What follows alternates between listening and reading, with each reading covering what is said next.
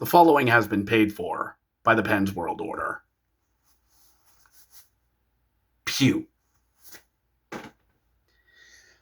AEW Double or Nothing, its second biggest show of the year, taking place in Glendale, Arizona, has now taken place, and come and gone, and all the marks rejoice over what happened.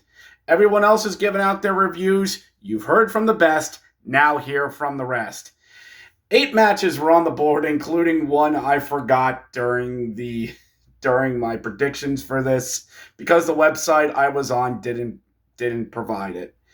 Well, hockey's winding down. All the hockey teams I care about and things I care about are done.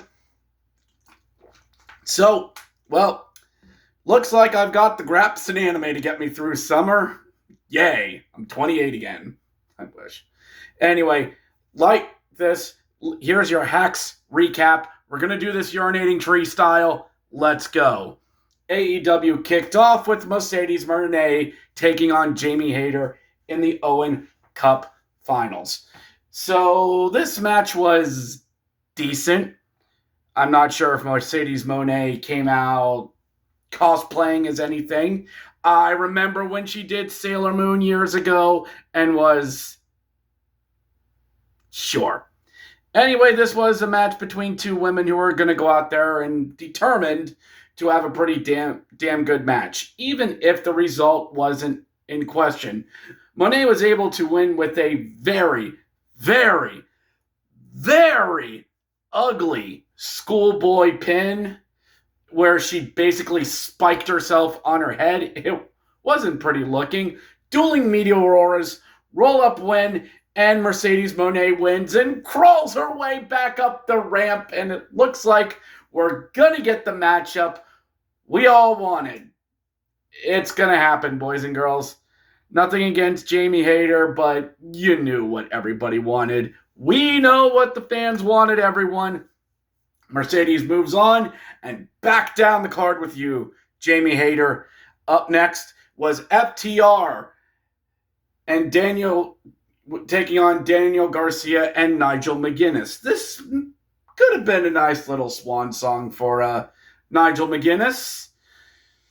Sure, but as I said in the preview, you want a heel tag team to get over, and FTR did exactly that. FTR doing usual bullying, going over and beating up commentators. Gee, did the WWE do something like that last month? Are we referencing that? Anyway, the match was typical. Though FTR is good at the heel tag team wrestling, and they won. They got over the Shatter Machine, sharpshooter, whatever, match over, FTR wins. I do look forward to that eventual match between FTR and the Hurt Business. Could be rather interesting. Up next, Ricochet took on Mark Briscoe in a stretcher match. Oh boy, were the memes flying on this one. Mark Briscoe, that gap-toothed, missing teeth madman, I love ya. Can we please get a match between Mark Briscoe and Eddie Kingston in a no-holds-barred, anything-goes match to see who bleeds the most? Wait a minute. Do that and throw Jon Moxley in there. You're going to need a biohazard team after those three. But the match was it was a hardcore match. It was more gruesome than creative. I got to respect Ricochet for coming out in an Akatsuki cloak. I mean, coming out, all he needed was the eyes. Because he had the Akatsuki cloak, the black coat with the red Ricochet on it, and the hand coming out like this. I was there in the mid-2000s, boys and girls, when every 12-year-old girl dressed as either Itachi or Sasuke. You had to be there. Anyway, the match was fine. It was interesting. It was gruesome, including Ricochet stabbing Mark Briscoe in the head and bleeding a lot. Because remember, that's not just a sin, it's a felony. So we got to keep track. Anyway, Ricochet was able to win, shove Mark Briscoe in the ambulance, slam the door, and we are done here. Good for Ricochet to get a win. Keep that going. But can we really start doing something with him other than, I don't know, other than feuding in these gruesome hardcore matches? Didn't he get away from the WWE to get out of the mid card? Just saying. Up next was the Hurt Syndicate taking on the Sons of Texas. And, well, again, I'm going to speak my truth. This whole MJF and Hurt Syndicate thing is AEW's Wish version of Sami Zayn and the Bloodline. It's the same damn thing. He's trying to impress Bobby Lashley. He's out there. Hey Spike, can I help you, Spike? Do you want to do you want to go after the AEW, Spike? Yeah. Hey, Spike. You want me to help you in a tag team match there, Spike? You want me to help you out? Nah. Hey, Spike. You want to go beat up that Dustin Rhodes, Spike? You want to go beat him up? Beat him up? The cat, eh? Yeah, sure. We'll go in the ring and beat him up. My pal Bobby is strong. This is what you're doing with it. JF, who of course ran interference, who of course didn't do things the Hurt Business way, and of course helped Bobby Lashley, and of course it was never in doubt that the Hurt Syndicate wasn't going to win this match because this was more about an angle than a match. You know AEW that loves to pride the company on matches more than angles? This was an angle more than a match. What are we doing here with MJF and Hurt Syndicate? Are we really building toward a Bobby Lashley and MJF feud? Is that really what MJF needs to be doing? Is it? Really? Ask yourself, AEW Marks. Ask yourself that. And when doing so, have you be the best person you can be. Thank you for coming to my TED Talk. Next! Up next was Kazuchika Okada taking on Speedball Mike Bailey. And oh boy, I missed this in my predictions video. I did not know about this match, but ye gods, those two men decided to go out there and have the best match of the goddamn, well, not, but one of the best match. Well, a pretty darn good match between these two. Kazuchika Okada is worshipped by the New Japan Marks. You know who you are. I've heard all sorts of greatness about this man. The Rainmaker, greatest entrances ever. The man who set New Japan aflame.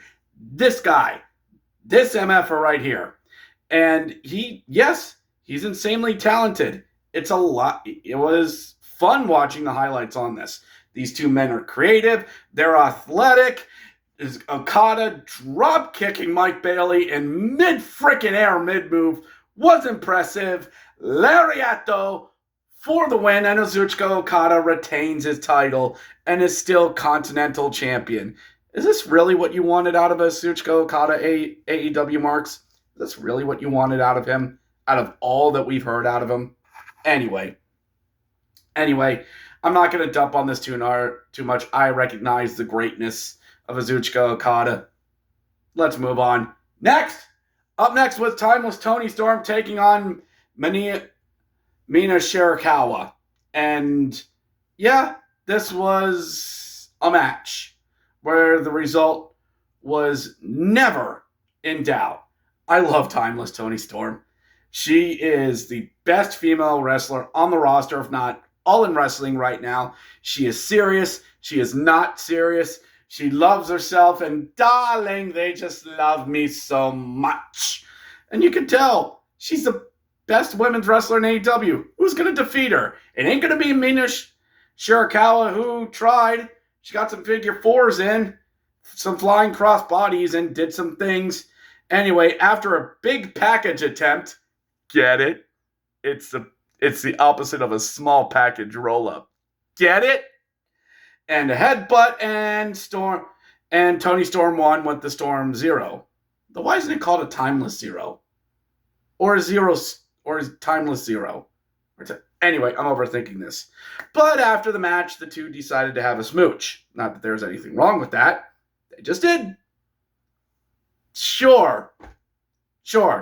But I do love in the media scrum that that I think it's Luther just carried Toni Storm in, and she's like, I love all of you, darlings. I love you. Especially you, Renee Paquette. You are so adorable. God, I love this woman. And it sets up the inevitable Mercedes Moné versus Timeless Toni Storm. They're at All in Texas. Get me promos between these two women. Get them on television. I don't care. Up next was Anarchy in the Arena? This soon? Okay. As the Death Riders and the Young Bucks took on team... Their name escapes me at the moment. Took on team Swerve Strickland and, oh boy, Justin Roberts did a swear. Oh bleep, it's time for Anarchy in the Arena. Justin Roberts said a swear. Ooh, we're so edgy. Ooh. But Swerve Strickland walked out looking like the frickin' Predator. It was awesome. Absolutely freaking awesome. The Death Riders came out from different parts in the arena, sort of like a certain faction did all those years ago. A certain, Shield-like setup. A certain thing. But then the rest came out, and this was just basically beat the tar out of everyone, except, I forgot, one more entrance by the Young Bucks, who did a Civil War-inspired entrance, complete with blue coats and outfits that make it look like they just came out of a Hamilton rehearsal. I mean, honestly, were the Young Bucks going to start doing their own version of My Shot? Because they sure as heck look like it. Or maybe Alexander Hamilton, or maybe the Young Bucks. I didn't mean to do it. The Young Bucks, we banished CM Punk. The Young Bucks, we saved AEW. They created the competition. I'm going too far on this bit. Anyway, this match was just madness, is what it was. 12 people beating the hell out of each other, and my prediction didn't come true. No Eddie Kingston. But Hook showed up. He cosplayed like Kenny from South Park, but he showed up. There was punches, there was fighting. Mark Briscoe returning in the same ambulance that he got put in. Again, this was just freaking madness. Wheeler Yuta showed up. People got stapled. Swerve Strickland got stapled on the tongue. No, seriously, he did. But finish of the match came when frickin' Mark Briscoe did a driver onto an exploding table. You heard me right. Exploding table. As much as I knocked on the Young Bucks, Nicholas Jackson took that bump. Bless him. An incredible Anarchy in the Arena. Everybody had moments. This was more creative than gruesome, the way certain people like it. Absolutely incredible. But this wasn't the main event, so we needed to bring everybody down a notch. We needed to bring everything down. The Don Callis family took on the Paragon. Who? Oh, it's the Don Callis family. They have... them. And then there's the Paragon, them. They has match. They has fight. And the Don Callis family wins and beats up the Paragon before they're saved by Hiroshio Tanahashi. Who? I'm sorry, I don't watch New Japan. Who's this? Oh, you mean the guy that does this? Oh. Okay. And Tomohiro Ishii comes out as well. Or is he the guy that does this?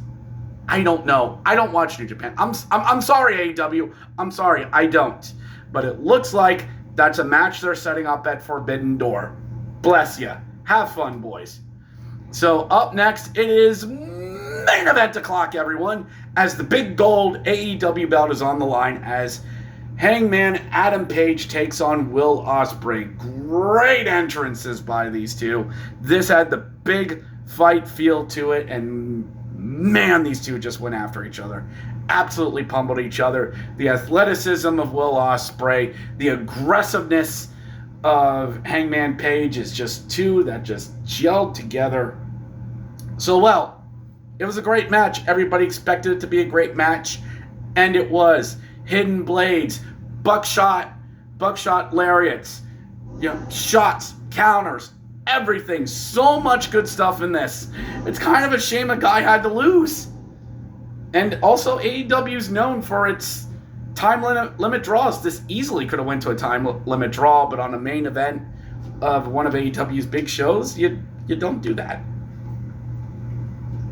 Anyway, somebody had to win this.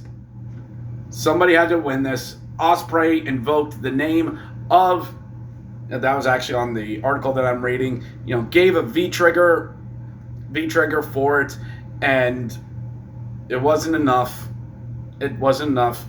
Hangman Page picks up the win, and Hangman goes back up the ramp, poses with the trophy, and goes back and consoles a pretty distraught Will Ospreay.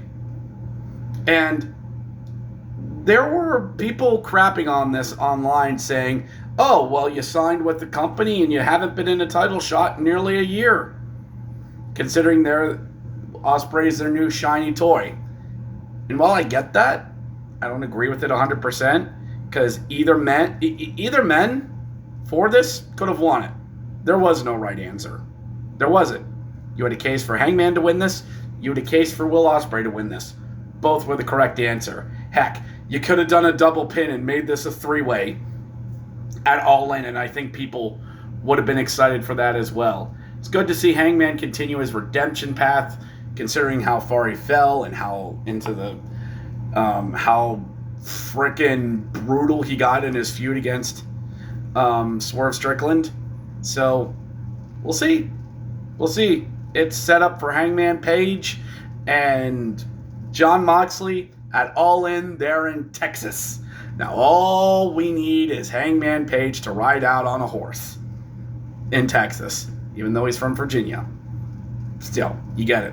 Will Ospreay, where do we go from here? I don't know. Maybe Ospreay snaps.